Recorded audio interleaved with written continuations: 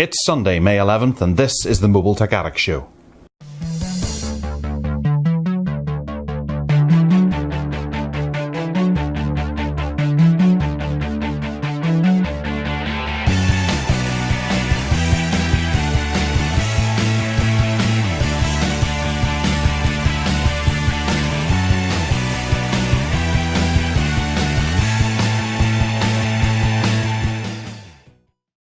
Hello and welcome to this bite-sized chunk of mobile news from the last week. I'm your host Gareth, and this week in Paris, Huawei unveiled the new Ascend P7. This is a particularly interesting device in that it retails for about £370. This is a 4G device that's only 6.5mm thick. It has a 5-inch screen that's running at 1920 by 1080, and that works out to be 445 ppi, which is one of the highest displays that you can expect from a device. It's got a 13 megapixel rear camera, 2 gigabytes of RAM, and a 2500 milliamp hour battery. Most interestingly about this device, there's a couple of interesting things that have been featured on it. First up is an 8 megapixel front-facing camera. Now, this is a quality camera that you cannot find anywhere else, and the focus here is on selfies. And in fact, they've included a function called Groovy, which sounds a wee bit too much like Goofy, that allows you to take selfies of you and your mates. Selfie fever seems to be taking over at the moment. That's not essentially a bad thing. However, there's one other little thing on this device that might make it something worthwhile for you. It has 2 micro SIM card slots that allows you to put 2 SIM cards in. It's a dual SIM device. That's fantastic. However, one of the SIM card slots also doubles as the micro SD expander, so you can choose whether you have 2 SIMs or a SIM and an SD card. That's kind of a nice trade-off there. However, the processor inside this device is unfortunately a 1.8 gigahertz quad-core processor, and it's the older type of Snapdragon. It's not the new 901 that we're seeing in most devices right now, so they are expecting the benchmarks not to be particularly fantastic with this.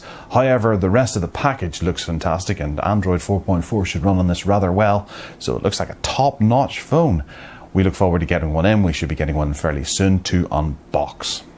Next up, 9to5Mac have posted some rather authentic looking leaked pictures of the iPhone 6. And from what we can tell, this looks to have a larger 4.7-inch display, much like the rumours, and that would probably run at about 1334 by 750 pixel resolution. It's got the faster A8 processor, NFC, and a new super thinner design. Looks very nice, and much of the rumours that are going around at the moment are that this is in fact waterproof as well. Well, waterproof, I mean water resistant. Nothing's waterproof, as we found out from Phil in the last podcast. So what of these iPhone 6 5.5 rumours that are knocking about? Well, we'll have to wait till later in the year. We don't imagine that they'll be releasing 2 devices at the next event. However, they've surprised us in the past. Carrying on with Apple, it has been rumoured, and it looks like it's just been confirmed by Tyrese Gibson and Dr. Dre himself, that the Beats audio brand is being purchased by Apple for $3.2 billion. In a YouTube video posted recently, Tyrese Gibson and Dr. Dre seem to confirm that Apple are offering $3.2 billion for the brand.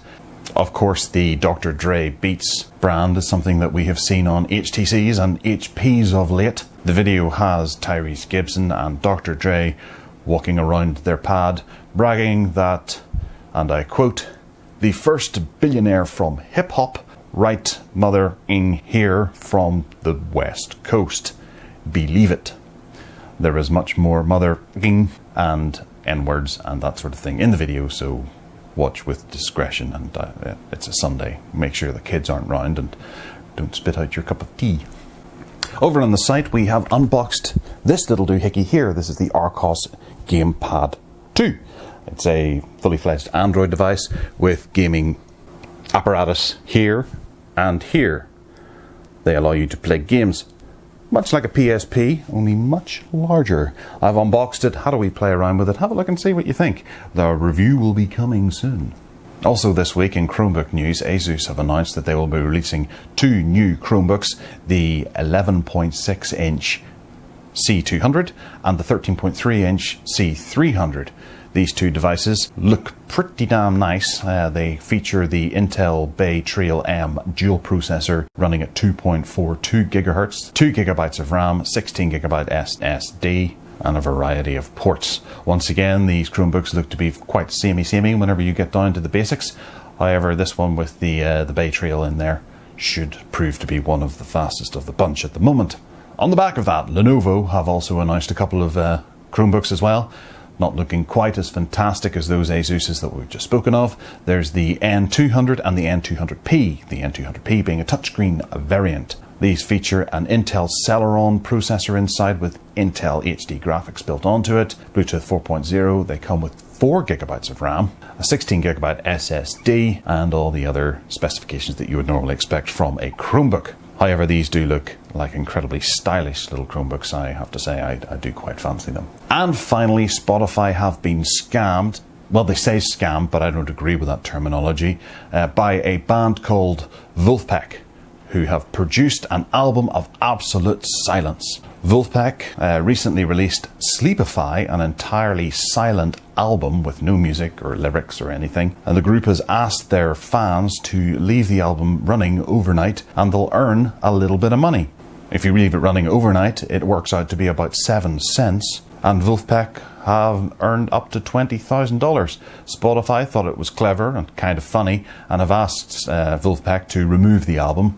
They didn't ban Wolfpack from Spotify altogether, which was very nice of them. They just asked them to remove the album because it violates their terms and conditions. So it was a game well played. They made their money, and Spotify reacted quite nicely. They didn't go over the top about it, which is excellent.